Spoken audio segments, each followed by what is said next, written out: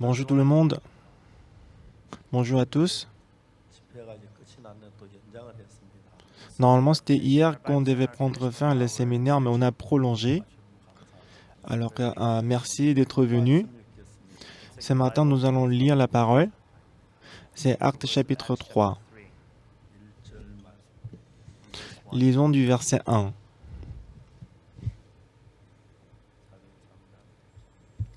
Actes chapitre 3 du verset 1.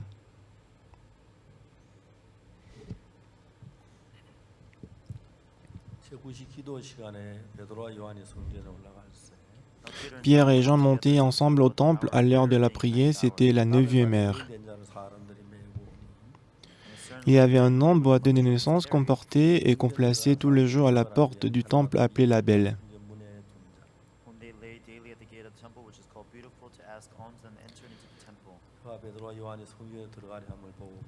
pour qu'il demandât l'aumône à ceux qui entraient dans le temple.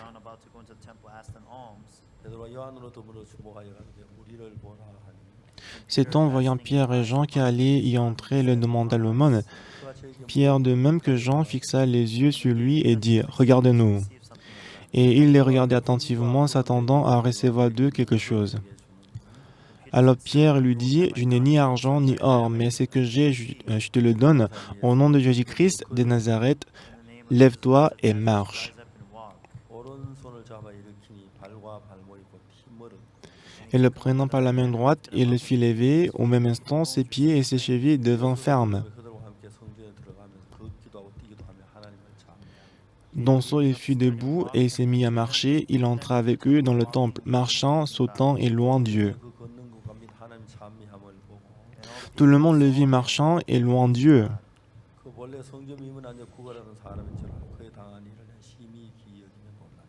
Il reconnaissait que c'était celui qui était assis à la belle porte du temple pour demander l'aumône et qu'il fut rempli d'étonnement et de surprise au sujet de ce qui lui était arrivé. Nous avons lu jusqu'au verset 10. Alors, ce qui est vraiment reconnaissant concernant le séminaire de la Bible, parce que lorsque Dieu a créé le cœur,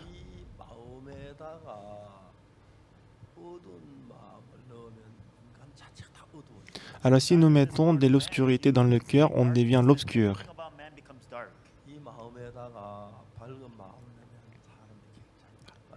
Au contraire, si nous mettons la lumière dans le cœur, on devient brillant et radieux.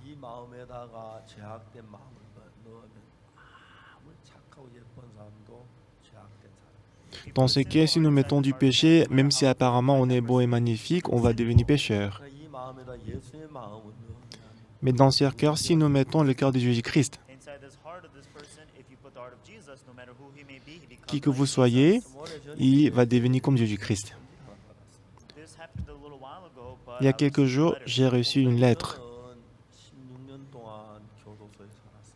Il m'a dit dans la lettre que, pasteur, moi j'étais en prison pendant 16 ans.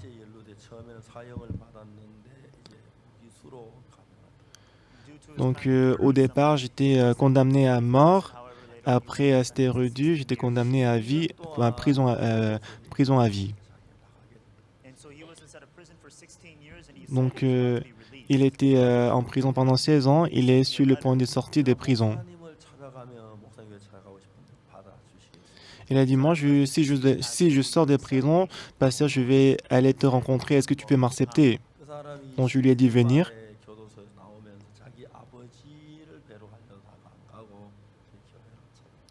Alors, en restant après 16 ans de prison, 16 ans en prison, quand il ne voulait pas aller rencontrer son père, mais il est venu directement à l'église.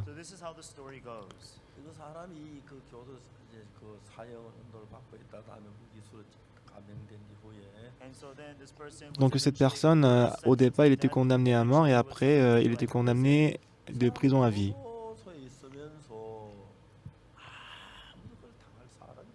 Donc quand il était en prison, personne ne pouvait le défier.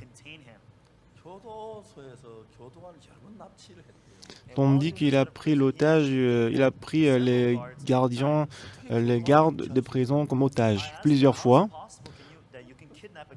Donc je lui ai demandé comment est-ce qu'il est possible de kidnapper le garde.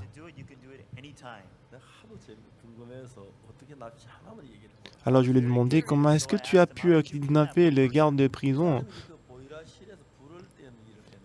Alors lui, il travaillait dans la salle de chaudière. Donc c'est lui qui il utilisait souvent le bâton à fer.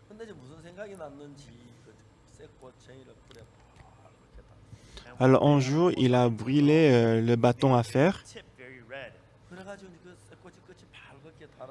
et le bout de bâton à fer s'est devenu très rouge.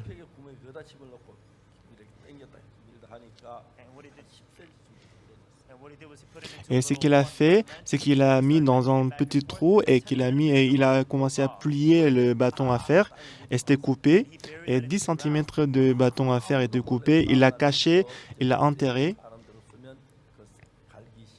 Alors, depuis ces jours-là, quand il est entré dans la salle des chaudiers, quand il n'y avait personne, il a sorti le bâton à fer de 10 cm et commencé à aiguiser le bâton.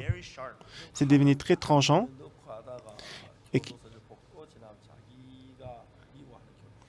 et qu'il a gardé dans sa poche, mais lorsqu'il marchait dans le couloir, il a rencontré un garde de prison qu'il détestait.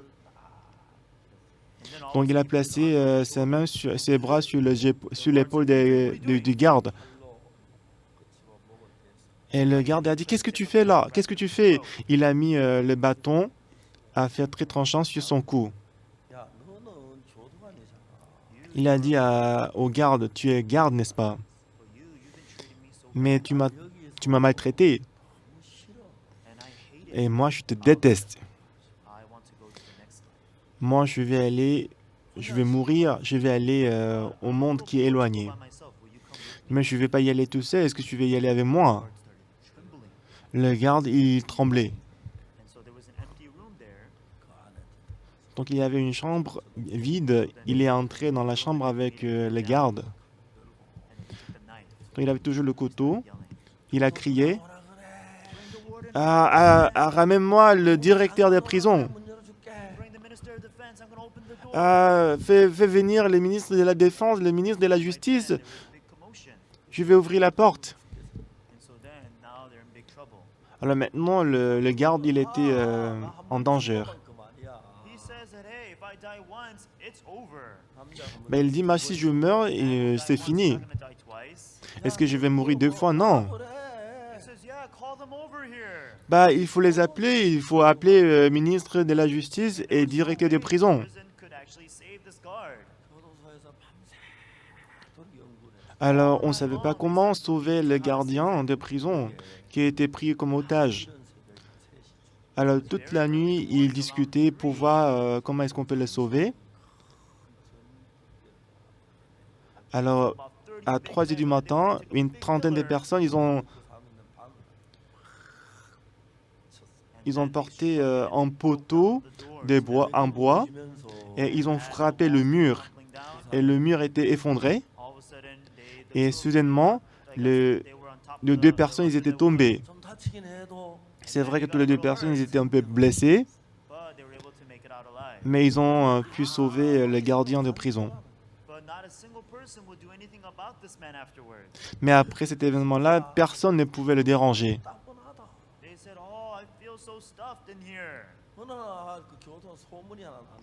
Un jour, il y avait une rumeur qui était répandue.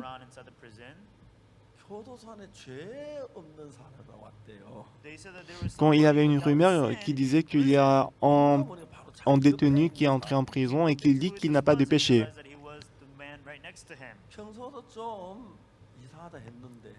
Et c'était juste la personne qui vivait juste à côté de lui. En temps normal, il pensait qu'il était un peu bizarre.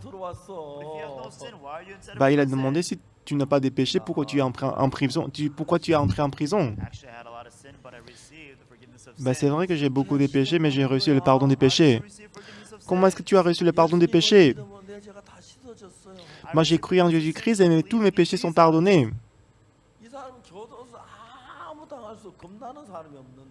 Alors lui, il n'avait peur de personne en prison.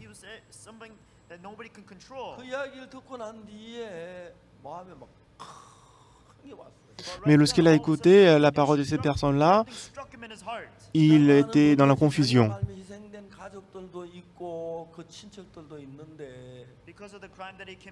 À cause des crimes qu'il avait commis, c'est la famille des victimes, il souffre beaucoup. Et quand il a pensé à la famille de victimes, il souffrait beaucoup.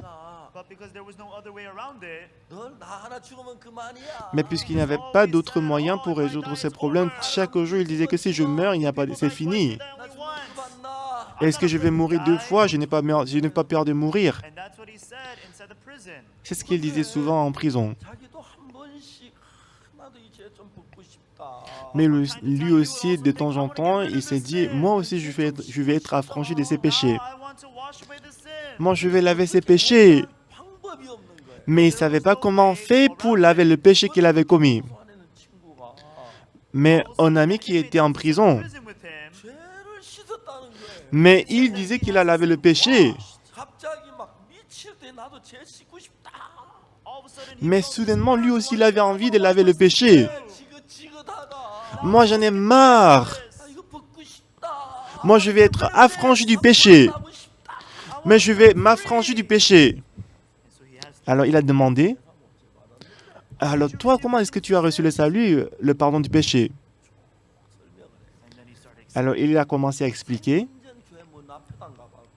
Il n'est jamais allé à l'église. Il n'a jamais regardé la Bible.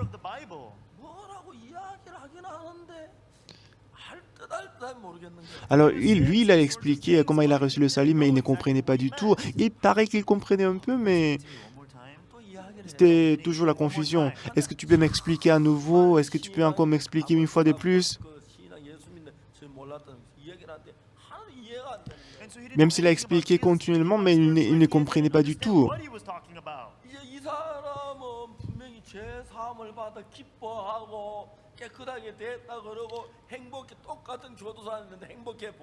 Alors lui, il a dit qu'il a reçu le salut, ses péchés sont pardonnés, alors qu'ils étaient ensemble en prison, il avait l'air toujours heureux.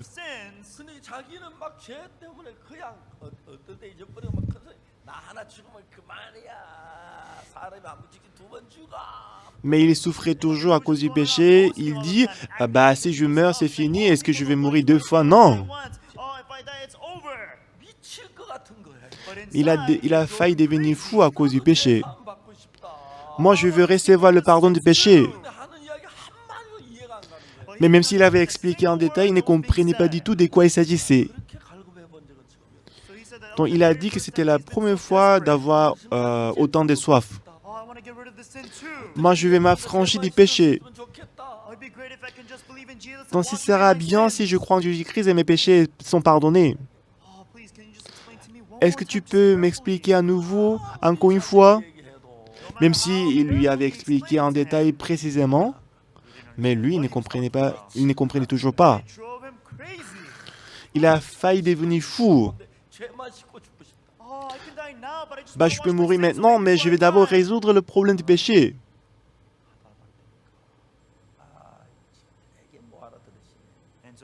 Bon, il avait expliqué plusieurs fois, mais comme il ne comprenait pas, il dit « Ah, tu ne comprends pas du tout !» Alors, il a sorti un livre. C'était le livre que j'avais écrit, le livre intitulé « Voici comment j'étais affranchi du péché ». Alors, il commençait à lire le livre depuis l'après-midi. Donc, le soleil s'est couché. Et c'était la nuit. Et l'un après l'autre, il s'endormait. Alors, il lisait le livre toute la nuit.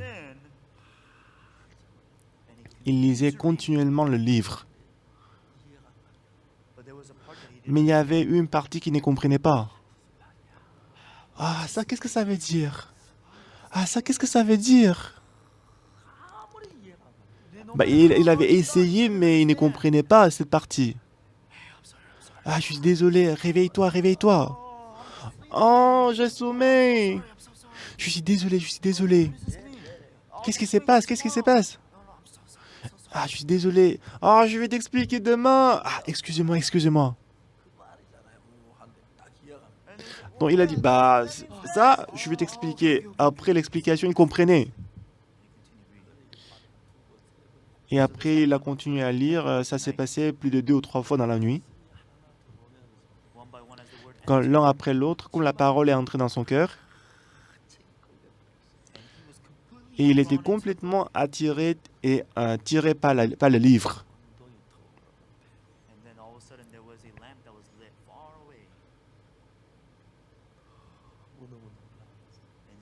Donc, ce qui est vraiment étonnant,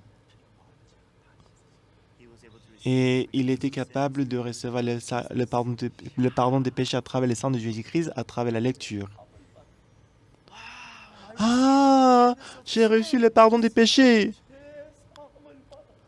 Ah, j'ai reçu le pardon des péchés. Il s'est senti comme s'il était fou. Il a pleuré, il riait.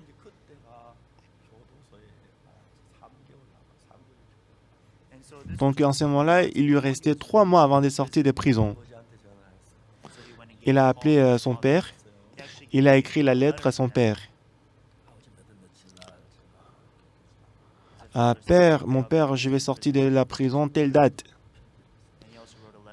Il a écrit la lettre à ses amis. Je vais sortir de prison telle date, on va se voir. Et après, il réfléchissait.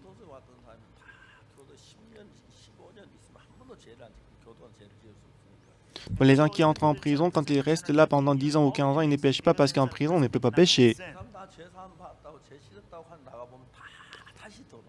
Et les gens, ils pensent que comme je ne pêche pas en prison, je vais pas pêcher en dehors des prisons, mais après quelques temps, ils rentrent tous en prison. Et lui, il avait l'impression que quand il sort, quand il rencontre les amis, il va boire et après il va revenir en prison.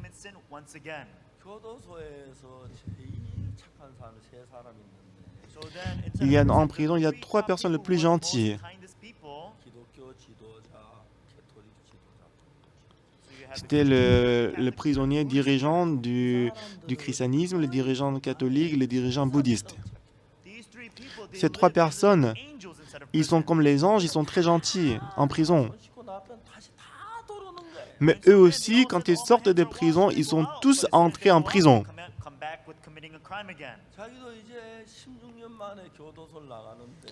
Lui aussi, au bout de 16 ans, il va enfin sortir de la prison. Quand il sort de la prison, quand il va rencontrer son père, il va rencontrer ses amis, et ensuite il va boire avec les amis, il va encore commettre le péché, et qu'il va revenir en prison. Ah, j'en ai marre de la prison, je ne veux plus revenir en prison.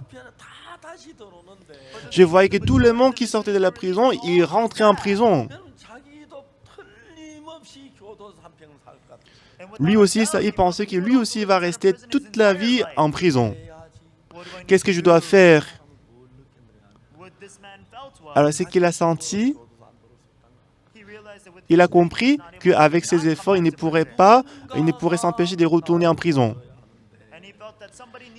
Donc, il a pensé qu'il faut que quelqu'un doit l'aider. Alors, il cherchait quelqu'un qui peut l'aider.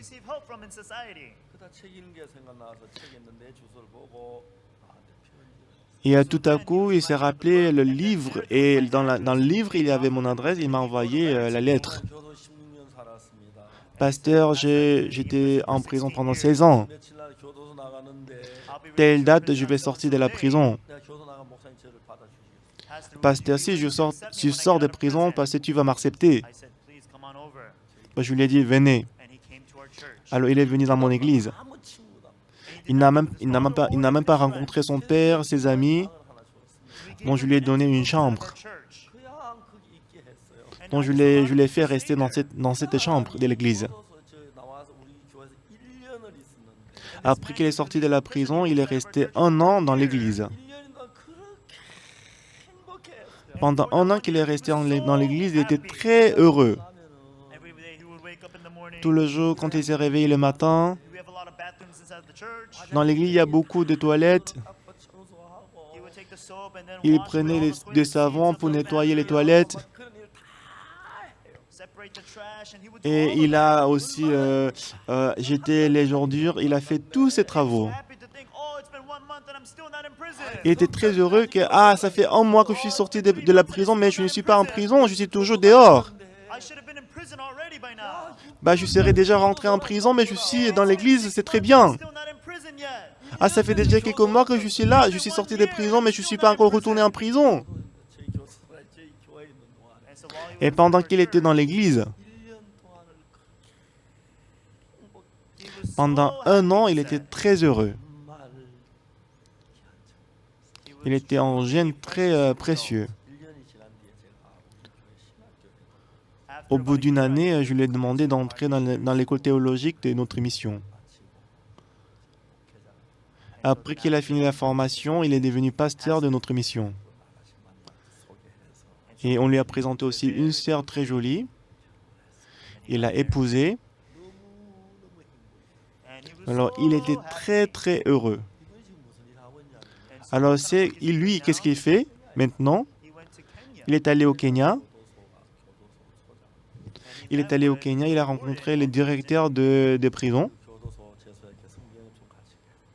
Il a demandé au directeur des prisons, Monsieur, est-ce que je peux enseigner la Bible aux prisonniers en prison?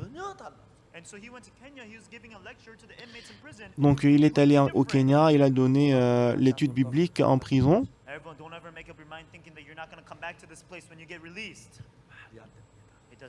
Et ça, c'était vraiment magnifique.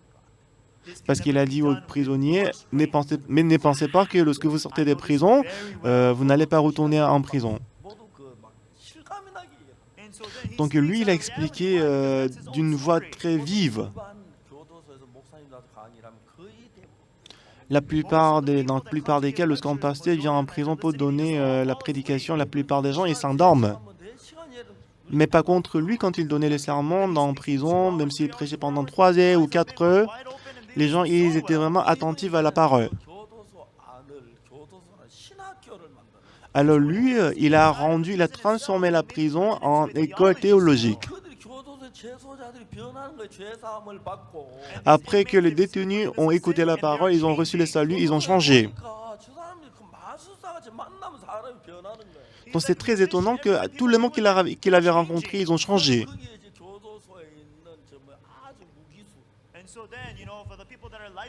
Donc vous savez, en prison, en prison, il y a des prisonniers, il y a les détenus, les prisonniers à perpétuité. Ils doivent rester en prison toute la vie, mais après avoir reçu le salut, après avoir reçu le pardon des péchés, ils ont tous changé.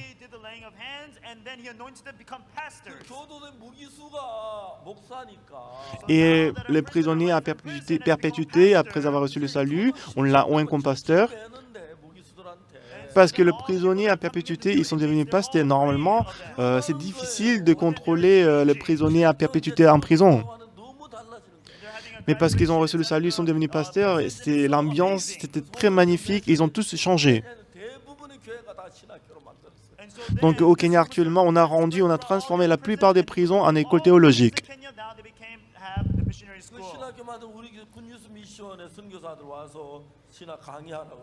Dans toutes les prisons, on envoie les missionnaires de la bonne nouvelle pour donner le cours.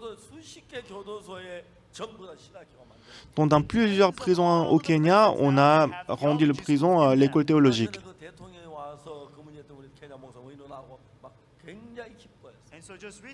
Mais tout récemment, ce pasteur, il a rencontré le président du Kenya pour en discuter. C'était merveilleux. Non seulement au Kenya, mais les pays aux alentours, ils ont aussi accepté le pasteur pour commencer ces genres de l'activité.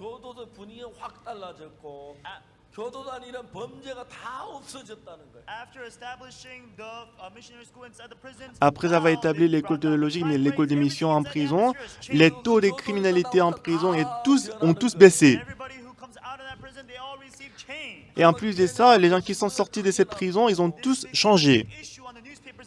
C'était vraiment en actualité très célèbre, ce qui fait qu'on a même publié sur les journaux au Kenya. Et les pays voisins, ils se sont battus pour inviter ces pasteurs chez eux.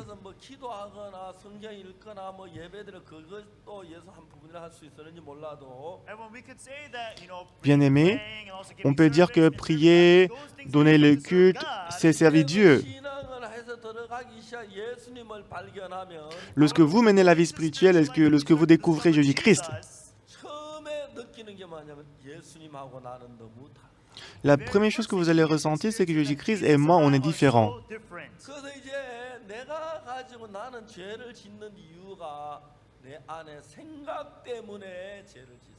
Et la raison pour laquelle nous commettons le péché, c'est à cause des pensées en nous. Je vous avais expliqué la dernière séance, vous savez pourquoi la femme adultère elle a commis l'adultère. La plupart des gens disent qu'elle avait la convoitise, c'est pour ça qu'elle a commis l'adultère. Ce n'est pas ça. Tout le monde aujourd'hui, ils ont la convoitise dans le cœur. Même si on a la convoitise, ce n'est pas tout le monde qui commet l'adultère. À l'époque de Jésus-Christ, quand on commet l'adultère, on doit être lapidé. Même si on a la convoitise, on ne commet pas l'adultère. Qui est-ce qui va commettre l'adultère? Celui qui croit à sa pensée. Même si je commets l'adultère comme ça, je ne vais pas être arrêté. Même si je fais comme ça, il n'y aura pas de problème. Pourquoi cette femme a été surprise en adultère? Pourquoi est-ce qu'elle a commis l'adultère? Parce que si on commet l'adultère, on va être arrêté, on va être lapidé. Quel que soit le nombre de convoitises que vous avez dans votre cœur. Donc, ce n'est pas à cause de la convoitise qu'on commet le péché. Qui va commettre l'adultère? Même si je fais comme ça, personne ne va savoir. Celui qui croit dans sa pensée, c'est eux qui vont commettre l'adultère. Alors maintenant, éventuellement, elle devait être lapidée. Ça faisait longtemps que je menais la vie spirituelle. Avant de rencontrer Jésus-Christ,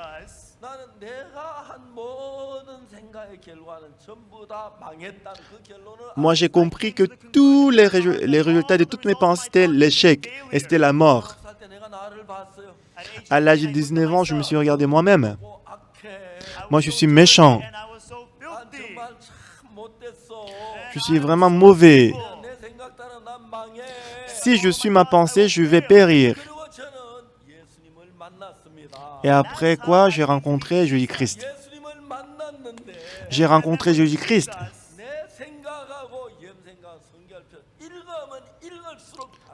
Plus je lisais la Bible, plus ma pensée et la pensée de Jésus-Christ étaient différentes. La dernière fois, je vous ai parlé de la femme adultère, n'est-ce pas? La femme a été surprise en flagrant délit d'adultère. Elle avait la pensée que même si je commets l'adultère, je ne vais pas être surprise. Mais le cœur que Jésus-Christ avait, les pharisiens, les scribes, ils ont demandé à Jésus, « Maître, cette femme a été surprise en flagrant délit d'adultère. Moïse, dans la loi, nous a ordonné de lapider telle femme. Toi donc, que dis-tu » Jésus-Christ, il s'est baissé, il a écrit avec son doigt sur la terre. Il s'est relevé. Il a dit, parmi vous qui êtes sans péché, j'étais le premier à la pied contre elle. Elle était surprise, elle était étonnée. Moi, j'ai vécu dans les limites de ma pensée. J'ai croyé qu'à ma pensée. Mais le résultat de suivre ma pensée, c'était être lapidé. Mais comment Jésus-Christ, il a telle pensée, il a tel cœur. Il a chassé tout le monde qui voulait me lapider. Il m'a sauvé. Pourquoi moi je n'avais pas ce cœur? Moi j'ai envie d'avoir ce cœurs. C'est ainsi que le cœur de la femme a changé. C'est comme ça que moi j'étais aussi. Puisque je suis très méchant, si je suis ma pensée, je vais périr. Moi, j'ai compris ça exactement.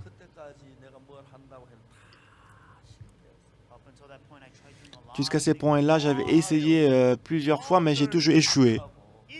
Je suis méchant. Je suis mauvais. Je me détestais moi-même. Mais après avoir rencontré Jésus-Christ, quand j'ai rencontré Jésus-Christ, j'ai écouté la parole de Jésus, je pouvais voir le cœur de Jésus-Christ. Ces jours-là, j'ai abandonné toutes mes pensées.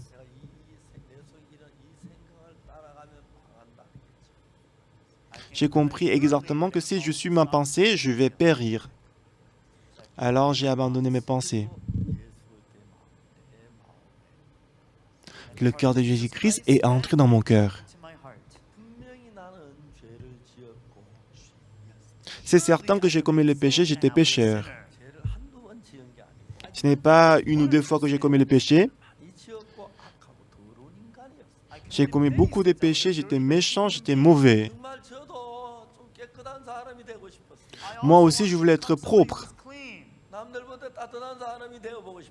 Moi, je voulais aussi être quelqu'un de chaleureux. Je voulais être quelqu'un de gentil. Mais fondamentalement, je n'étais pas une telle personne. Mon cœur était très méchant. Mon cœur était très sale. Mon cœur était très méchant. À chaque fois que j'ouvrais ma bouche, j'ai menti. C'est pourquoi j'ai abandonné mes pensées. J'étais obligé d'accepter la parole de Jésus. Selon moi, j'étais pécheur. Oui, c'est vrai. Parce que j'ai beaucoup volé, j'ai beaucoup menti. J'ai beaucoup disputé avec mes amis. Mais qu'est-ce que la Bible dit? Mais qu'est-ce que la Bible dit? Jésus-Christ m'a déclaré juste. Non. Comment est-ce que je suis juste? Je suis sale. Je suis méchant. Mais si Jésus-Christ m'a déclaré juste, je suis juste. Si Jésus-Christ m'a déclaré saint, je suis saint. Aujourd'hui, beaucoup de chrétiens, même si Jésus-Christ dit qu'ils sont justes, plusieurs reprises, ils disent toujours qu'ils sont pécheurs. Même si Jésus-Christ a lavé tous nos péchés sur la croix, ils disent toujours « Non, je suis pécheur ». C'est parce qu'ils croient dans leurs pensées. Moi, j'ai commis beaucoup de péchés, j'étais sale, j'étais souillé. J'étais une personne très sale. Moi aussi, je voulais être propre. Selon ma pensée, c'était certain que j'étais pécheur. Mais Jésus-Christ, lorsqu'il m'a regardé, il m'a déclaré juste. Romains chapitre 4, verset 25. Jésus-Christ a été livré pour nos offenses et est ressuscité pour notre justification. Jésus-Christ m'a déclaré juste. Romains chapitre 3, verset 24. Ils sont gratuitement justifiés par sa grâce, par le moyen de la rédemption qui est en Jésus-Christ. Jésus-Christ m'a déclaré juste. C'est le juge qui connaît mieux que moi, ce n'est pas moi. Il est certain que je suis pécheur. Mais la parole de Dieu qui est juge, il m'a déclaré juste. Pourquoi? Parce que Jésus-Christ m'a racheté. Parce que Christ a lavé tous mes péchés. Peut-être pour vous, la vie spirituelle, c'est de la théorie, c'est la connaissance. Mais Jésus-Christ, il n'est pas quelqu'un de théorique.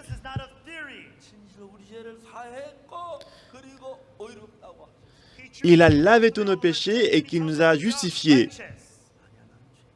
Non, je suis toujours pécheur. Non, je suis toujours pécheur. C'est comme ça que moi j'étais.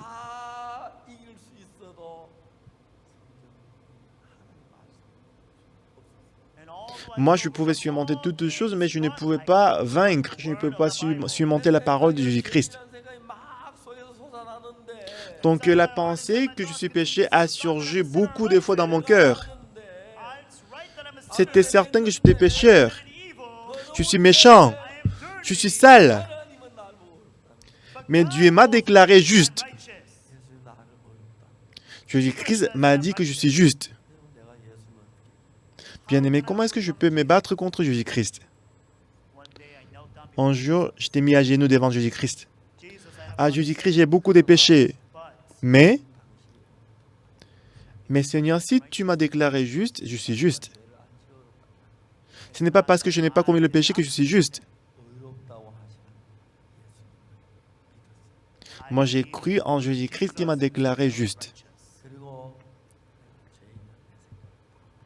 Et ensuite, j'ai abandonné toutes les pensées que je suis pécheur. Depuis ces jours-là, en lisant la Bible, j'ai abandonné toutes mes pensées en moi. J'ai commencé à accepter la parole de Jésus-Christ l'une après l'autre. Donc, c'est quoi le problème? Donc, je commets encore du péché, du mal.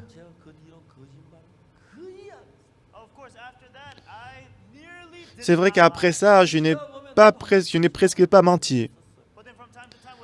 Mais de temps en temps, à mon insu, j'ai menti. Cependant, j'ai complètement changé. Je ne pouvais pas me comparer à ma vie avant. Oui, c'est vrai que de temps en temps, j'ai déçu Jésus-Christ. Mais la différence, c'est qu'avant, je pensais que j'étais pécheur. Mais la Bible dit que je suis juste. Oui, bien sûr, par rapport à cet aspect, j'ai lu la Bible continuellement.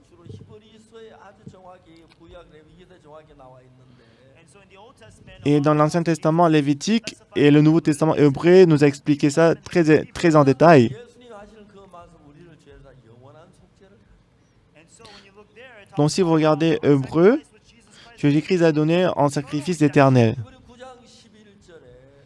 Si vous regardez Hébreu chapitre 9, verset 11. Mais Christ est venu comme souverain sacrificateur des biens à venir. Il a traversé le tabernacle plus grand et plus parfait qui n'est pas construit des mains d'hommes.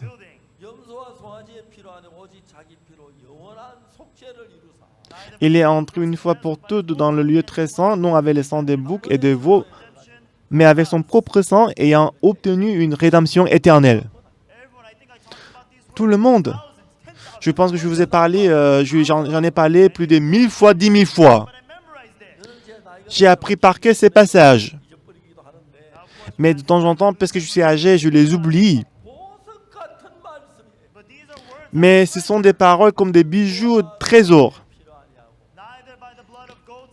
Non avec le sang des boucs et des veaux, mais avec son propre sang ayant obtenu une rédemption éternelle.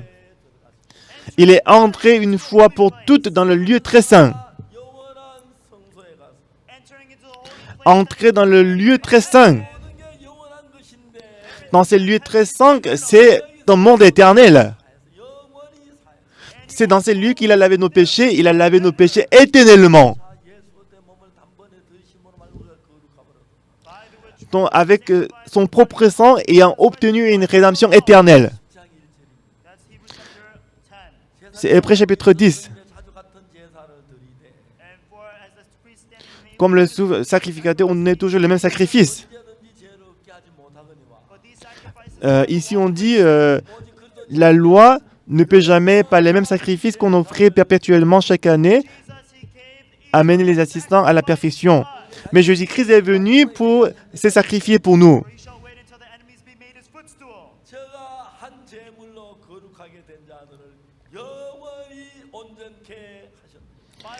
Par une seule offrande, il a amené à la perfection pour toujours ceux qui sont sanctifiés. C'est ce que dit le Saint-Esprit, c'est ce que le Saint-Esprit nous a testé aussi. Si vous écoutez toutes ces paroles-là, c'est vraiment merveilleux.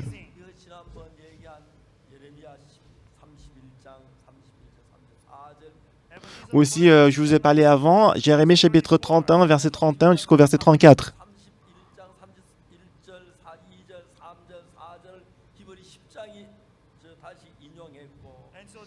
Donc du coup, Jérémie chapitre 31, verset 31 jusqu'au verset 34. Hébreux chapitre 10 a encore cité Jérémie chapitre 31. Voici les jours viennent de l'Éternel, où je ferai avec la maison d'Israël et la maison de Juda une alliance nouvelle. Donc comme l'alliance que j'ai traitée avec leur père le jour où je les saisis par la main pour les faire sortir du pays d'Égypte. Alliance qu'ils ont violée, quoique je fusse leur maître, dit l'Éternel. Donc Dieu, il a établi une alliance nouvelle. La première alliance, c'était que si on l'observe, on est béni. Si on n'observe pas, on est maudit. Alors tout le peuple d'Israël devait être maudit.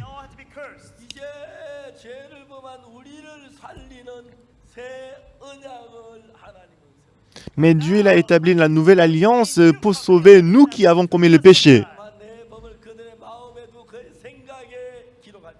Moi, je mettrai mes lois au-dedans d'eux et je l'écrirai dans leur esprit.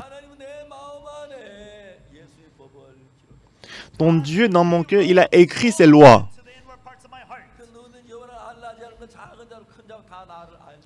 Celui-ci n'enseignera plus son prochain, ni celui-là son frère.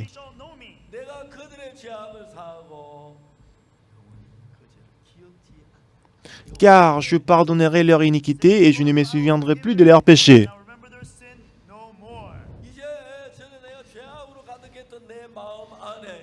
Dans mon cœur qui était rempli des iniquités et du péché autrefois, la parole de Jésus-Christ est entrée dans mon cœur.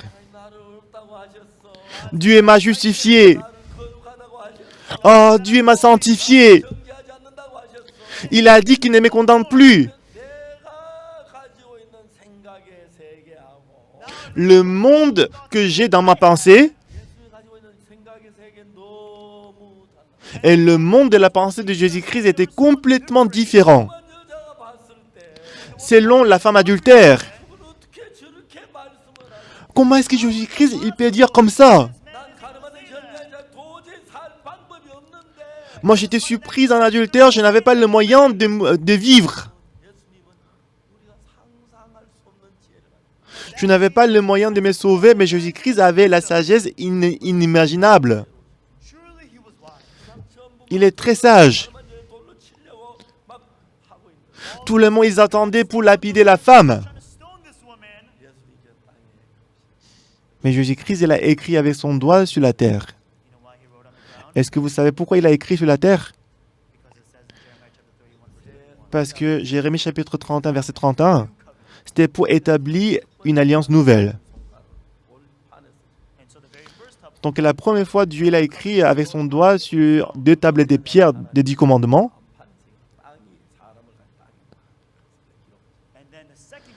Et la deuxième alliance, il a écrit avec son doigt, c'était sur la terre. La terre, dans la Bible, représente notre cœur. Alors, selon la première loi, on devait être maudit. Et à cause de la première loi, la femme adultère, elle devait être lapidée. Mais qu'est-ce que la seconde alliance dit? La nouvelle alliance dit, je pardonnerai leur iniquité et je ne me souviendrai plus de leurs péchés, dit l'Éternel.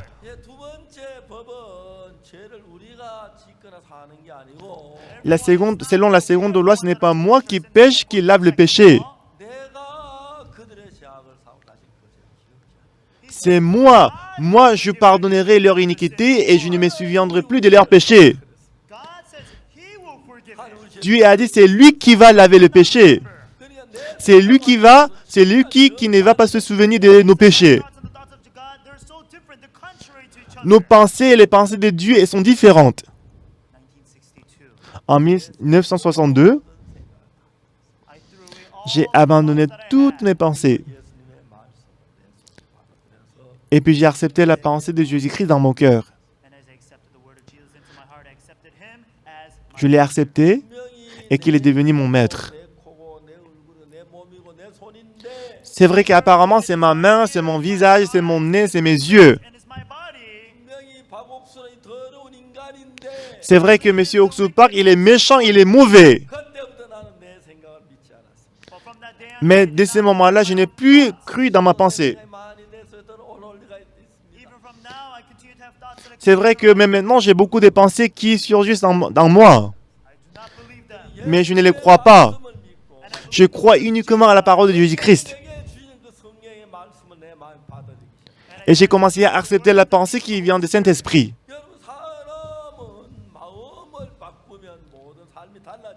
Lorsque l'homme change son cœur, tout va changer dans sa vie. Après que j'ai abandonné toutes mes pensées et accepté la parole de Jésus-Christ,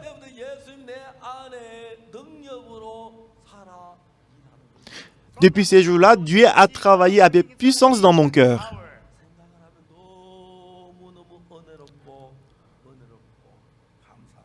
Quand j'y pense, je suis très reconnaissant et mon cœur est rempli de grâce. Et lorsque la femme adultère a regardé, au départ, elle avait la pensée que si je fais comme ça, je ne vais pas être arrêté. Ça veut dire qu'elle avait cru dans sa pensée. Alors la femme adultère, elle a pensé que même si je commets l'adultère, je ne vais pas être surprise. Mais après ce moment-là, elle a compris à quel point elle avait tort. Jusqu'à présent, j'ai cru dans ma pensée. J'ai cru à ma sagesse.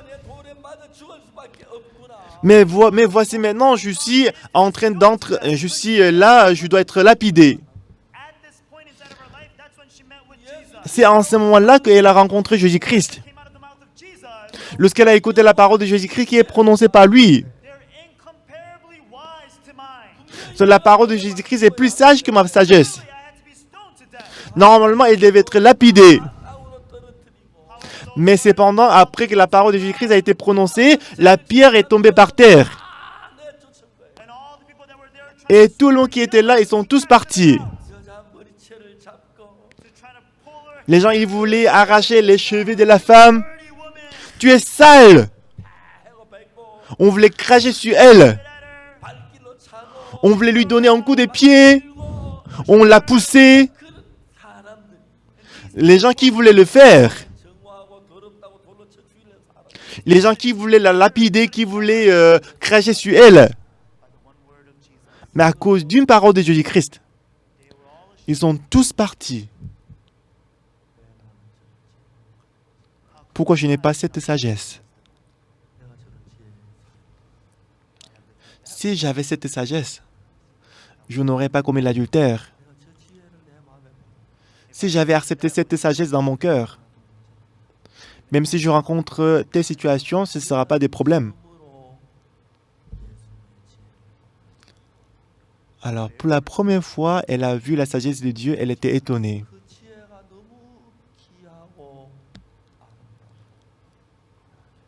La sagesse de Jésus-Christ était précieuse, valuable et sainte.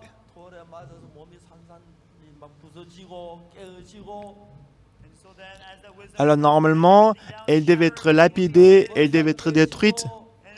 Normalement, sa tête devait être frappée par la pierre et ses bras devaient être frappés et cassés et son visage devait être lapidé et elle devait être lapidée. Mais la sagesse de Jésus-Christ, une sagesse de Jésus-Christ a fait partie de tout le monde. Et après, Jésus-Christ a dit à la femme, « Où sont ceux qui t'accusaient? Personne n'est été condamné. La femme, elle a relevé la tête. Il n'y avait personne autour d'elle. Seigneur, il n'y a personne. Jésus-Christ a dit, je ne te condamne pas non plus. Va et ne pêche plus.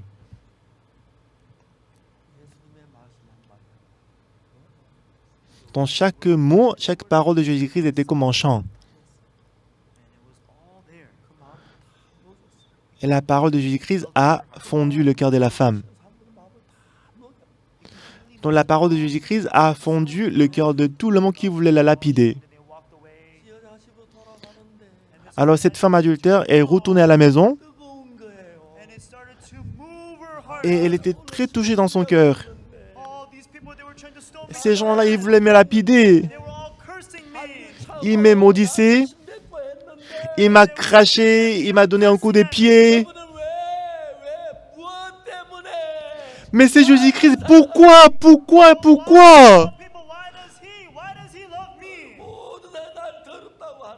Tout le monde disait que j'étais sale, j'étais souillé.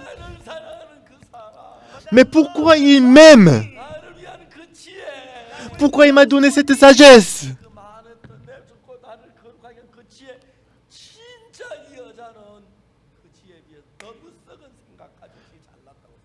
La sagesse de Jésus-Christ qui a cherché tout le monde jusqu'à présent et pensait que sa sagesse était la meilleure.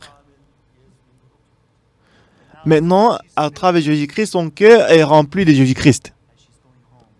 En rentrant à la maison, dans son cœur, elle dessinait le visage de Jésus-Christ. Pourquoi Dieu, Jésus-Christ, m'a aimé? Moi, j'étais obligé d'être lapidé. Mais pourquoi Jésus-Christ, tu m'as tant aimé? Pourquoi Jésus-Christ, tu m'as sauvé? Je suis inutile, pourquoi tu m'as sauvé? J'aurais dû mourir. Comment tu peux m'aimer?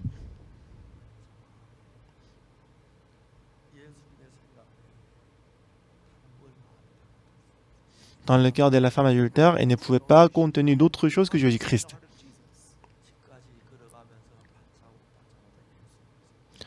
En rentrant à la maison, à chaque pas, elle s'est souvenue de Jésus-Christ. En ouvrant la porte de la maison, c'est par la grâce de Jésus-Christ que j'ai pu entrer dans la chambre. Alors, en dormant sur le lit, elle a pu avoir le repos dans son cœur. Elle est toujours reconnaissante. Comme je vous ai dit ça avant,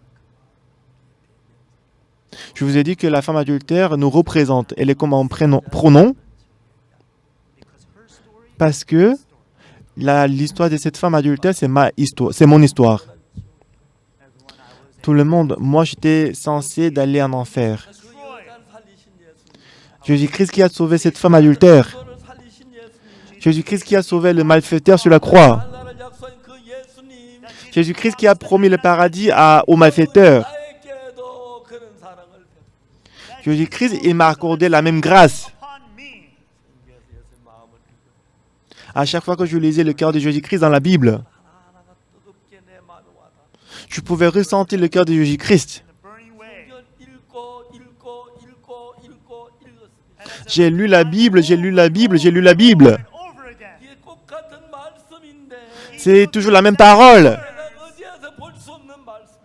Mais c'est la parole qu'on ne peut pas trouver nulle part dans le monde. Donc cette parole nous a donné beaucoup d'émotions.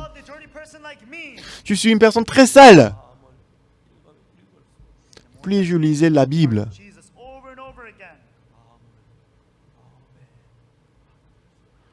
je ne pouvais m'empêcher d'accepter Jésus-Christ dans mon cœur.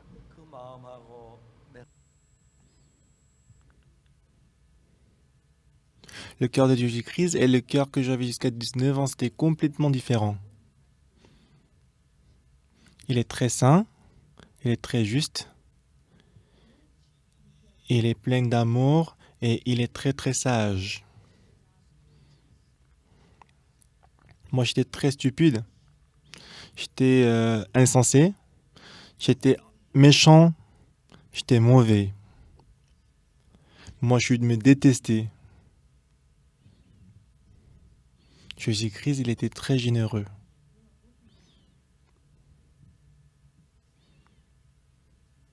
Depuis ces jours, Jésus-Christ s'est installé dans mon cœur.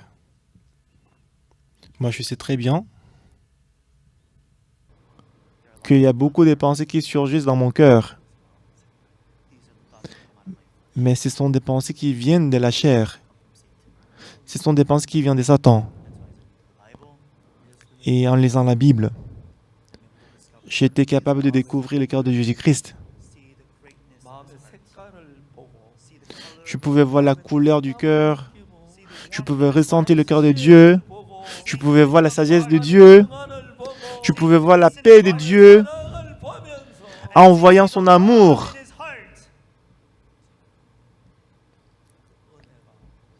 Cet amour, cette grâce et cette gratitude a changé mon cœur.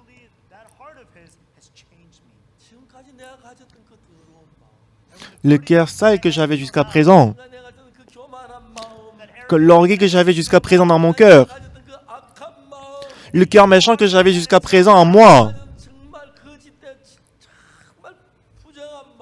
et le cœur impur que j'avais jusqu'à présent dans mon cœur. Moi, je ne veux plus suivre ces pensées. Je ne veux plus vivre avec ces pensées. Je vais les enlever. Je voulais accepter le cœur de Jésus-Christ.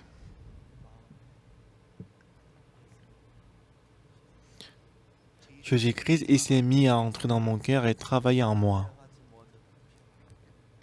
Et la paix que je n'avais pas, la paix de Jésus-Christ est entrée dans mon cœur. La joie que je n'avais pas, la joie est entrée dans mon cœur. J'étais très très reconnaissant. En 2015,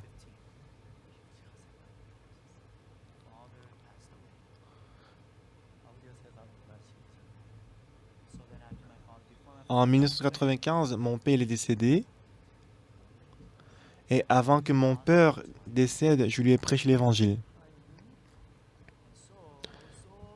J'étais très reconnaissant à Dieu. Et à l'époque, je vivais à Daegu.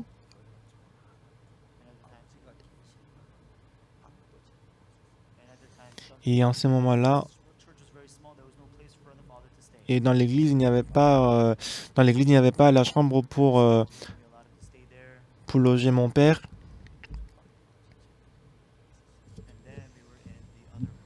Donc, en tout cas, on a préparé une chambre pour mon père. On était une autre chambre.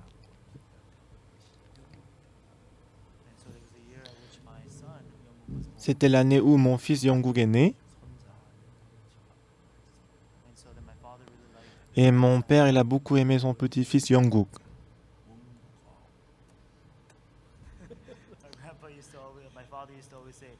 Et mon père, il disait souvent à mon fils Yongguk, Yongguk, Yongguk. Et c'était comme un rêve.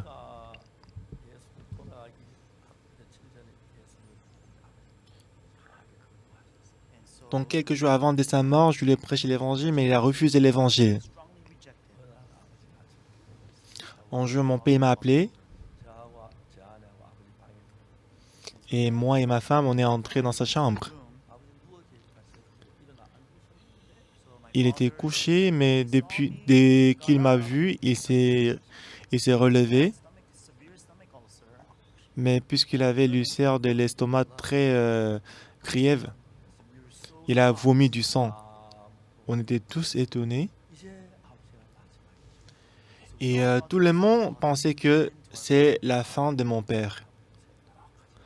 Ma femme, mon père et moi, tous les trois personnes pensaient de la même manière. Même mon père, il a pensé aussi de même. Donc, on a nettoyé le sang de mon père et on l'a couché. Il s'est couché.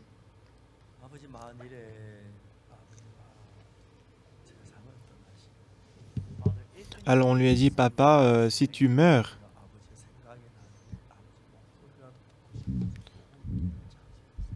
alors si on se souvient de toi, si on veut écouter, parce vous allez nous manquer,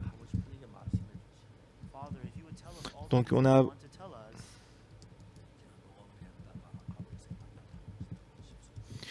vous allez laisser les paroles pour nous. On a préparé l'appareil d'enregistrement, on va enregistrer votre voix. Donc on va écouter votre voix à chaque fois que vous nous manquez. Et il commençait à laisser son testament. Il dit, si je meurs, vous allez m'enterrer à côté de ta maman. Et aussi, quand je meurs, vous allez appeler Monsieur Kim qui vit le village à côté de mon village. Parce que je l'ai beaucoup aidé depuis son enfance. C'est celui qui va me nettoyer après ma mort. Père, papa, si tu meurs, on va faire tout ce que tu avais demandé. On va s'occuper de votre corps. Mais où est-ce que votre esprit va aller? Mais mon père, il a poussé une soupir. Et ensuite, il a dit avec une voix tremblante. Il dit, ah, je vais aller au ciel. Mais ça fait trop tard. Bah, je n'ai rien fait pour aller au ciel. Et j'étais très content que j'étais pasteur. J'étais aussi content parce qu'on ne va pas au ciel à travers nos œuvres, mais on y va grâce à Jésus-Christ. Donc j'étais très content que j'étais pasteur qui peut expliquer le salut.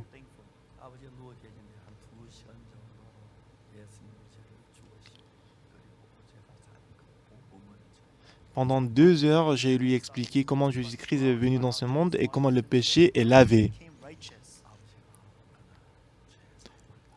Et à ces jours-là, mon père, il a reçu le salut.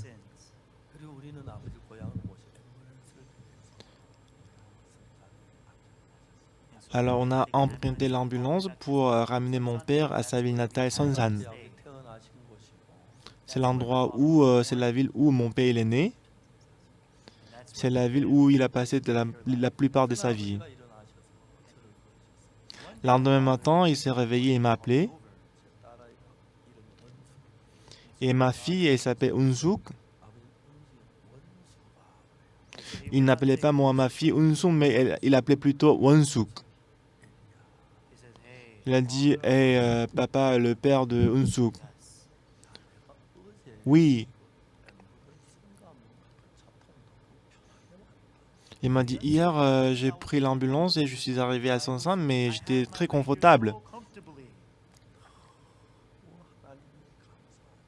Donc je remercie Dieu.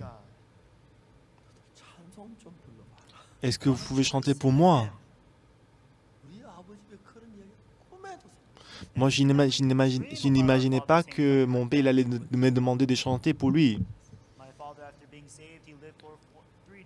Après que mon père l'ait sauvé, pendant 3 jours qu'il était vivant, il a complètement changé. Après qu'il a pris le petit déjeuner, il a appelé tous ses amis. Il a dit à ses amis que moi, je vais aller au ciel en croyant le Dieu de Oksu, mon fils. Moi, je vais y aller en avance et que je vais préparer, je vais réserver beaucoup de bonnes places. Vous aussi, vous allez croire en Dieu que mon fils croit et on va se revoir au ciel. Jusqu'à présent, j'étais très heureux d'avoir vous avoir comme ami. Au ciel, on va encore se réjouir ensemble.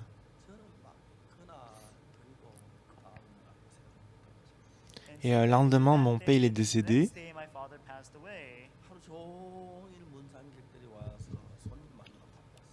Chaque jour, les gens venaient pour pour assister à la funéraille. J'étais occupé. Et vers minuit, tout le monde était parti. Et moi, j'étais tout seul dans la salle.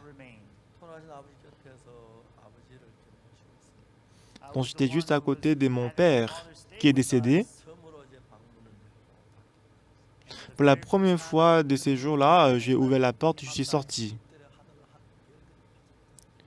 Et quand je suis sorti, j'ai regardé le ciel, il y avait beaucoup d'étoiles au ciel. Donc, j'étais très reconnaissant à Dieu. Ah Seigneur Dieu, merci d'avoir sauvé mon père. C'était mon grand frère qui s'occupait de mon père avant.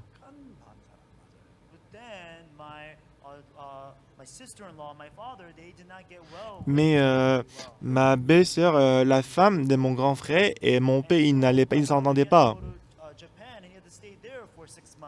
Et que mon grand frère il devait aller au Japon pour y rester 6 mois.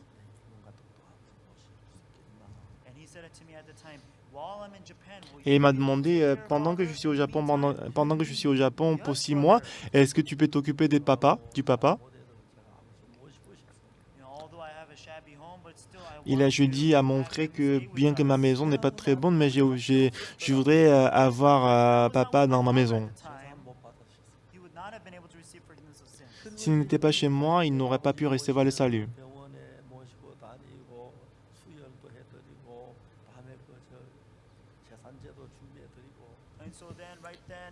Donc, comme il était chez moi, je l'ai ramené à l'hôpital, je préparais les médicaments, on a aussi donné le don de sang. Donc, j'étais avec mon père pendant 4 ou 5 mois ensemble. J'étais très reconnaissant dans mon cœur parce que mon père, il a reçu le salut. S'il n'était pas avec moi dans la maison, ce ne serait pas possible. J'avais prié depuis longtemps pour le salut de mon père et pour que Dieu puisse lui donner le salut, Dieu m'a envoyé mon père dans ma maison. Les autres, parce que mon père est décédé, ils étaient tristes, mais je n'étais pas triste. Oui, mon père, il est sauvé! Donc, je suis sorti de la salle, j'étais mis à genoux. J'ai regardé le ciel, j'ai regardé les étoiles. Ah Seigneur, merci beaucoup. Merci d'avoir sauvé mon père. Toute ma vie, je vais vivre pour toi, Seigneur.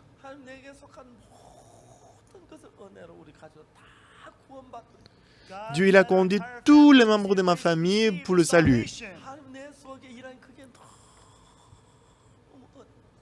J'étais vraiment reconnaissant que Dieu a travaillé dans ma vie. Ce matin, les pasteurs se sont réunis. On a discuté par rapport au séminaire d'aujourd'hui.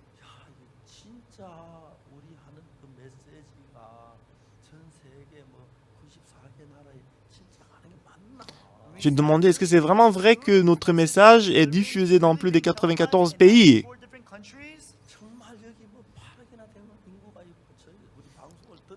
Est-ce que c'est vraiment sûr que plus de 800 millions de personnes vont écouter notre séminaire? Et toutes les chaînes de télévision que je vois ici devant moi, est-ce qu'ils vont diffuser mon sermon? Moi, je ne pouvais pas croire. Et tous les jours, quand je me réveille, donc sur l'Internet, on envoie beaucoup de commentaires. Et les pasteurs et les missionnaires, dans le monde entier, ils traduisent le commentaire et ils m'envoient le commentaire. Donc le matin, j'appelle ma femme et je lui dis, ma chérie, lis ces commentaires. Il y avait un pasteur qui a donné le témoignage, comment il est sauvé. Aussi, la femme du pasteur, elle a aussi donné son commentaire. Ça a vraiment brûlé mon cœur. J'étais vraiment touché et reconnaissant. Normalement, le séminaire a pris fin hier soir. Mais les pasteurs de la région en Corée, parce qu'on va prolonger un repos 2 jours.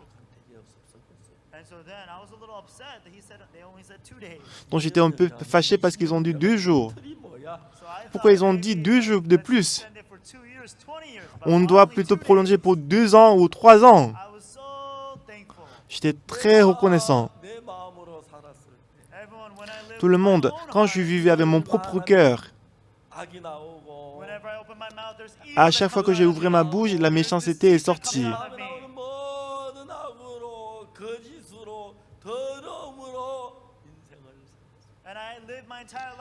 Et j'aurais dû vivre ma vie avec la méchanceté. Mais Hébreux chapitre 10, verset 16. Donc je mettrai mes lois dans leur cœur et je l'écrirai dans leur esprit. Alors maintenant, les lois de Dieu sont entrées dans mon cœur. Le cœur de Jésus-Christ est entré dans mon cœur. Moi, je suis très sale. Mais désormais, je peux vivre avec le cœur de Jésus-Christ.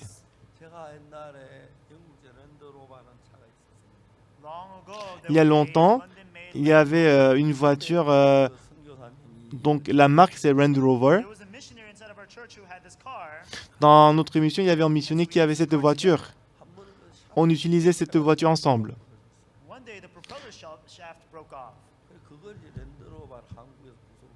Mais une fois, une pièce automobile est tombée en panne, mais on ne pouvait pas trouver les pièces automobiles des Range Rover en Corée. La branche la plus proche de la Corée, c'était à Singapour. Parce qu'en Corée, on ne pouvait pas le réparer.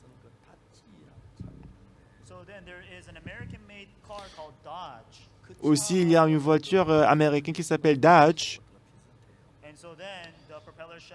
Et la pièce automobile de Dodge et la pièce automobile de Range Rover, c'est à peu près pareil.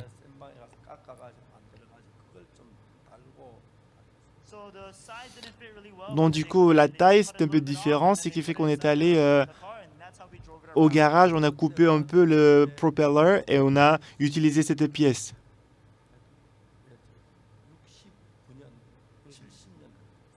C'était dans les années 70 ou 69.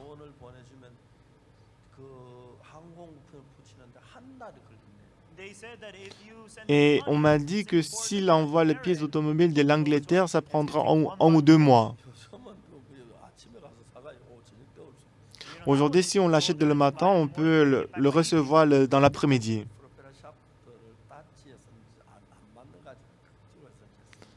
Ce qui fait qu'on était obligé d'utiliser la pièce automobile de Dodge. On l'a coupée un peu et puis on l'a utilisée pour le Range Rover.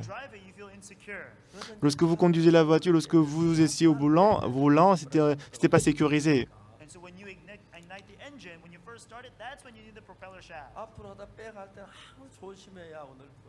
Donc on utilisait cette pièce automobile pour c'était une pièce automobile pour utiliser pour reculer la voiture. Donc à chaque fois que j'ai conduisé la voiture, pour reculer la voiture, j'ai fait toujours attention.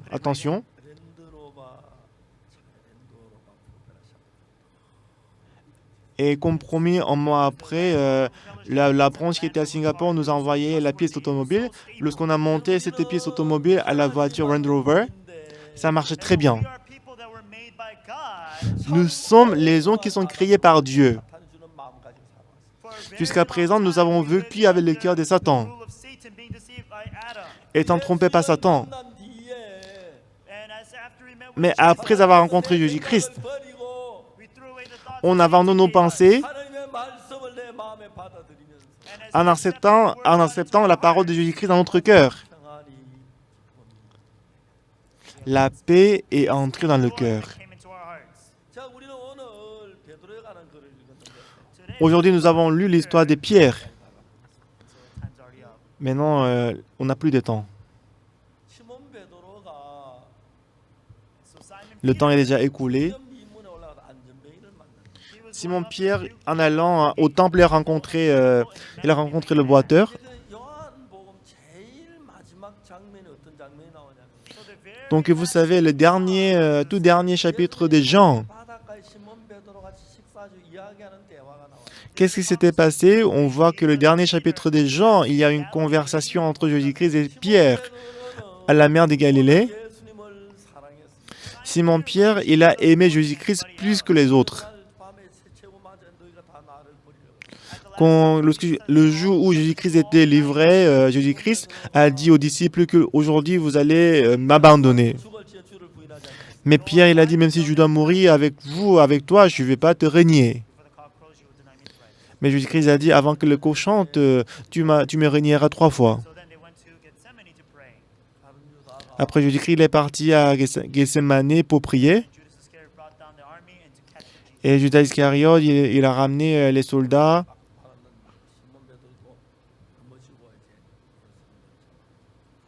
Jésus-Christ a été arrêté par les soldats.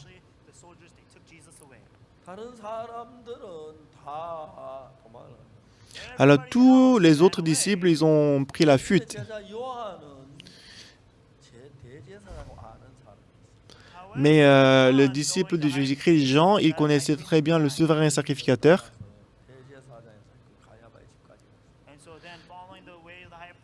Donc le Jean, il est allé jusqu'à la maison du souverain sacrificateur Caïphe.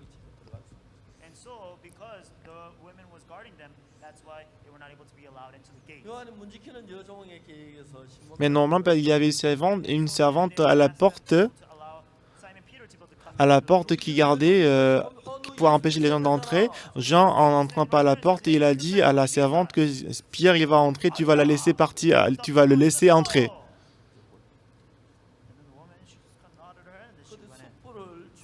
Alors Pierre, il est entré par la porte, mais la servante lui a dit, tu es le disciple de Jésus-Christ. Il a dit non. Après, il est entré dans la cour. Il était à côté du feu et soudainement, une servante lui a dit, tu es disciple de Jésus-Christ.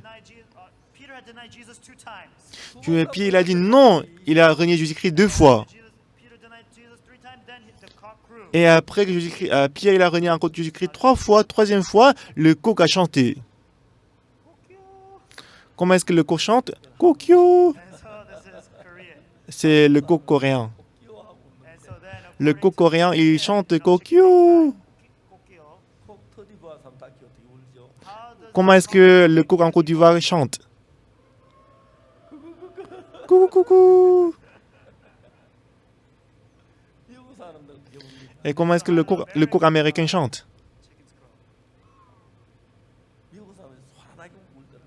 Donc je vois que le coq américain, il chante bizarrement. Coco-doudou, coco-doudou. En tout cas, le coq a chanté. Donc Pierre, il a renié Jésus-Christ de 3 fois. Alors, après qu'il s'est rendu compte qu'il a renié Jésus-Christ 3 fois, il a pleuré. Et parce qu'il a renié Jésus-Christ 3 fois tout le jour, il était culpabilisé. Il était condamné dans son cœur. Alors Pierre, il était avec les autres disciples dans la chambre et 3 jours après, Jésus-Christ est ressuscité.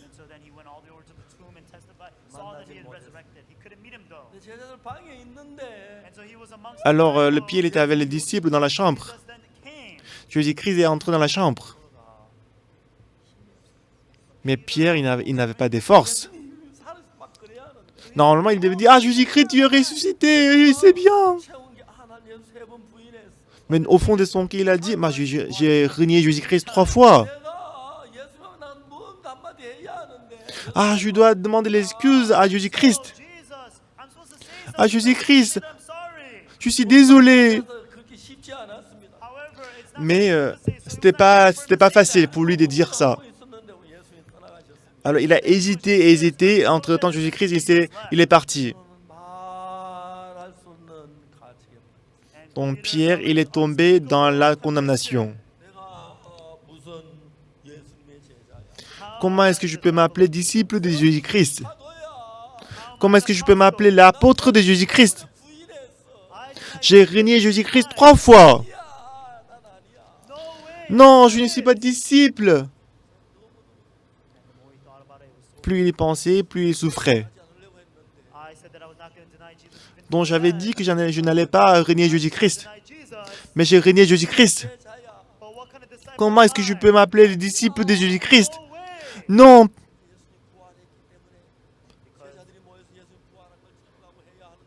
Parce que Jésus-Christ est ressuscité, les disciples ils devaient rendre témoignage de la résurrection de Jésus-Christ. Normalement, Pierre, il devait aussi rendre témoignage comment Jésus-Christ est ressuscité. Mais il ne pouvait pas le faire. Mais en réfléchissant, il s'est dit, moi je vais retourner à la mer de Galilée pour attraper les poissons. Je ne suis pas disciple de Jésus-Christ, je suis pécheur. Je dois rentrer à la mer pour attraper les poissons.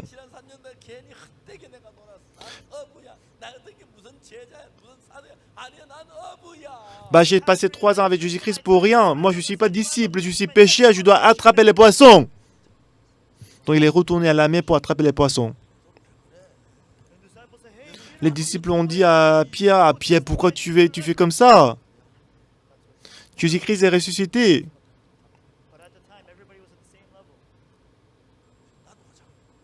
Mais les disciples de Jésus-Christ étaient tous au même niveau. Les autres disent, je vais retourner avec vous. Et le lendemain matin, Jésus-Christ est venu. Il a demandé, est-ce que vous avez attrapé les poissons? Non, pas du tout, Seigneur. Et Jésus-Christ a dit, jetez les filets à droite. Il a jeté les filets, il a attrapé beaucoup de poissons. Ah, c'est lui, c'est Jésus-Christ. Et Pierre, il a nagé, il s'est précipité vers Jésus-Christ. Jésus-Christ, il a préparé le feu. Il a grillé de la viande. Il a préparé le repas pour Pierre. Donc, ils ont mangé le repas ensemble. Et après avoir mangé, Jésus-Christ a demandé à Pierre, fils de Jonas, Pierre, est-ce que tu m'aimes plus que les autres? Est-ce que j'aime Jésus-Christ? Est-ce que moi j'aime Jésus-Christ? C'est une chose qu'il ne pouvait pas renier, c'est qu'il a aimé Jésus-Christ. Mais parce qu'il avait renié Jésus-Christ 3 fois, il était dans la douleur. Donc, je ne suis pas disciple de Jésus-Christ. Est-ce que je suis disciple? Mais Jésus-Christ, lui, il n'a rien dit. Fils de Jonas, Simon, est-ce que tu m'aimes? Est-ce que tu m'aimes plus que ne m'aime ceci? C'était sûr, c'était certain que Pierre, il a aimé Jésus-Christ. Est-ce que j'aime vraiment Jésus-Christ? Est-ce que j'aime Jésus-Christ? Parmi des choses qu'il ne pouvait pas renier, c'est vrai qu'il a renié Jésus-Christ 3 fois. Mais ce n'était pas son vrai cœur.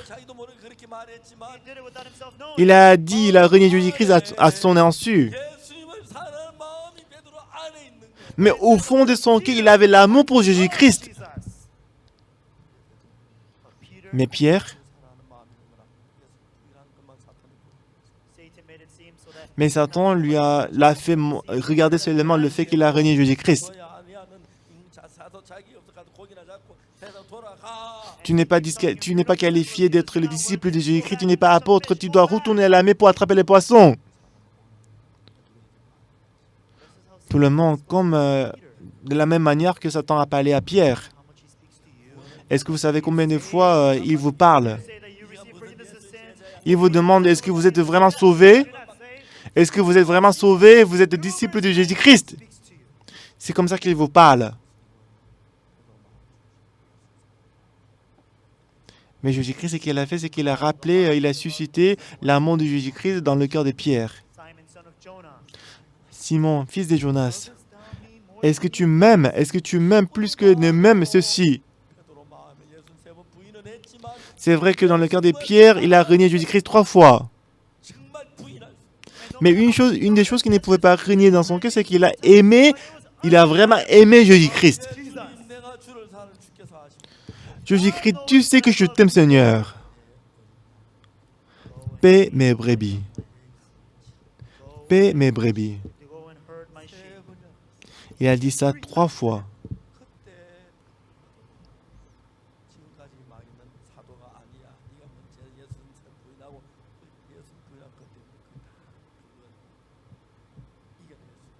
Jusqu'à maintenant, Satan lui a dit, tu as renié Jésus-Christ 3 fois, tu n'es pas apôtre, tu n'es pas disciple, mais à travers cette parole de Jésus-Christ, il a pu surmonter toutes choses. C'est la dernière parole que Jean a écrite. Donc c'est le dernier chapitre de Jean.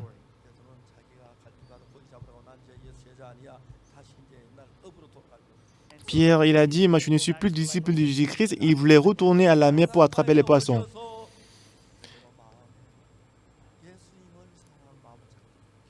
Mais Jésus-Christ lui-même, en personne, il est venu voir Pierre, il a suscité l'amour pour Jésus-Christ dans le cœur de Pierre. Est-ce que tu m'aimes? Paie mes brebis.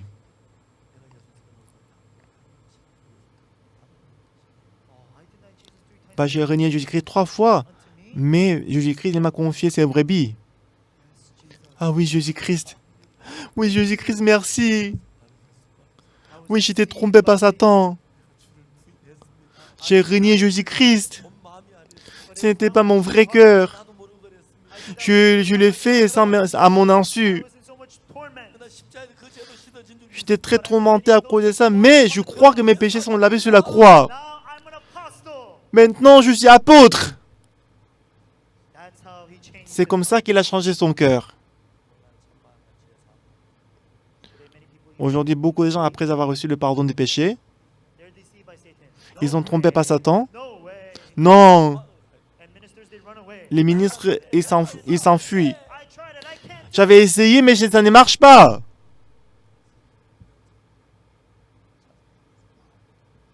Mais Jésus-Christ va rendre visite ces personnes, ces gens, et qu'il va changer leur cœur.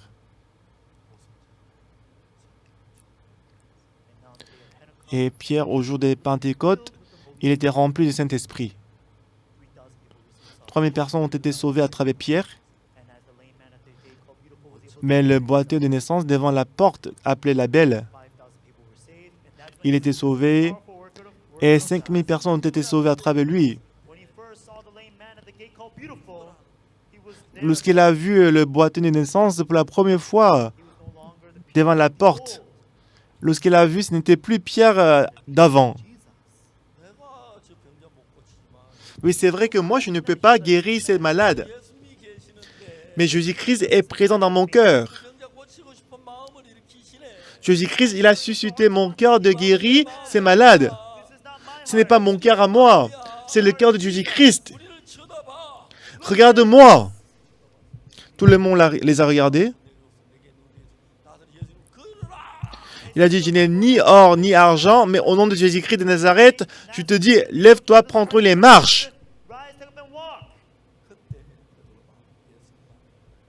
En ce moment-là, le cœur de Pierre avait le même que Jésus-Christ.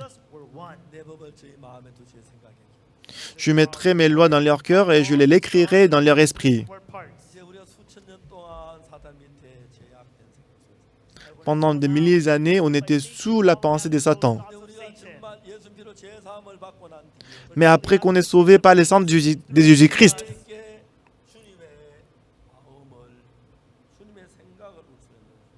il nous a donné, il nous a mis les pensées de Jésus-Christ. Nous n'allons plus vivre avec notre propre cœur à nous. Il a fait en sorte que nous puissions vivre avec le cœur de Jésus-Christ. De temps en temps, moi, je me regarde moi-même.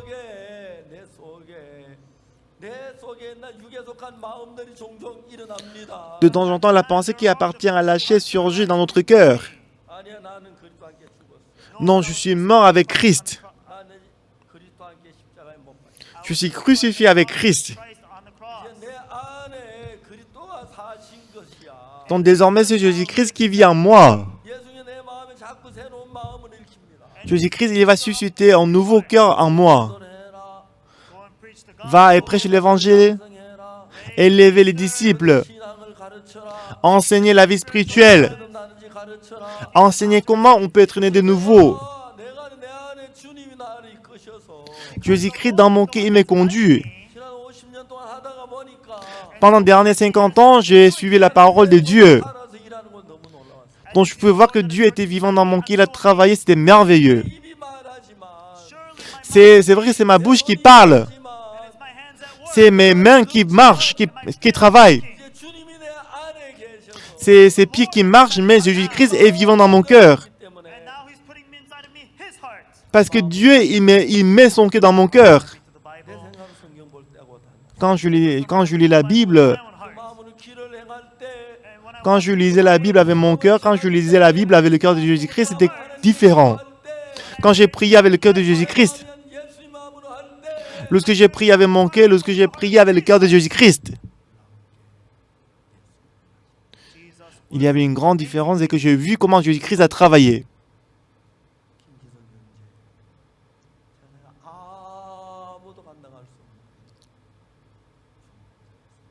Frère Kim Il-sung, il était un criminel que personne ne pouvait contrôler.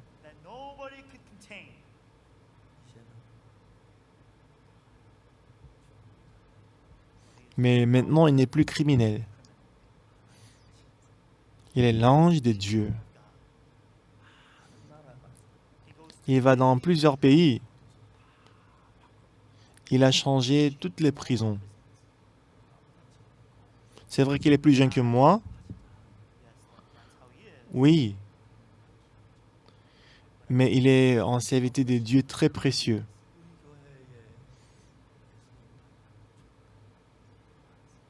Dans mon église, il y a beaucoup de serviteurs de Dieu qui ressemblent à Jésus-Christ. Donc cette personne, il n'est plus l'âme, il n'est plus lui-même, mais il est Jésus-Christ. Aujourd'hui, beaucoup de serviteurs de Dieu dans notre église est devenu Jésus-Christ. Leurs pensées sont mortes. Parmi eux, il y a Pasteur Kim Il-sung. Je ne peux pas croire. Le jour de son mariage, sa grande sœur est venue. Il devient pasteur. Quand elle a écouté que son petit frère est devenu pasteur, qu'il a épousé une femme. Et à chaque fois que la famille était réunie, elle a applaudi pour Pasteur Park. Donc j'ai reçu beaucoup d'applaudissements. Ce n'est pas moi qui devais être applaudi, mais c'est Jésus-Christ qui doit recevoir ces genres d'applaudissements. Tout le monde. Jésus-Christ n'a pas changé votre nez, il n'a pas changé vos yeux, il n'a pas changé vos oreilles. Mais il a plutôt changé votre cœur et il a donné le cœur de Jésus-Christ. Ne suivez plus votre pensée. Selon la parole de Jésus-Christ, vivez avec le cœur de Jésus-Christ. C'est vrai que Pierre, il a renié Jésus-Christ 3 fois et qu'il s'est enfui, il voulait retourner à la mer pour attraper les poissons. Mais Jésus-Christ, il est parti en personne pour rencontrer Pierre. De temps en temps, dans notre église, il y a les pasteurs qui s'enfuient comme Pierre.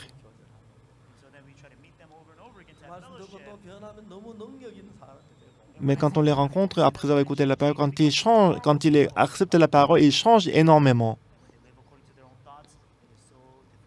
Mais quand ils vivent selon leurs pensées, c'est difficile. Lorsque Pierre il s'est regardé lui-même, il n'était pas qualifié d'être disciple de Jésus-Christ. Comment est-ce qu'une personne qui a renié Jésus-Christ 3 fois peut être appelée disciple de Jésus-Christ? Mais il a abandonné toutes ses pensées, il a accepté la parole de Jésus-Christ. Parce que notre pensée, c'est le serviteur de Satan, donc il n'y a que la méchanceté et le mal. Mais Jésus-Christ, il a versé son cœur dans notre cœur. Mais si nous vivons à travers Jésus, nous tous, nous allons devenir petits Jésus-Christ. Comme Jésus-Christ a fait, on peut rencontrer les difficultés, on peut chasser les démons, on peut prêcher l'évangile, on peut conduire les gens au salut. C'est pourquoi nous rendons gloire à Dieu. Prions.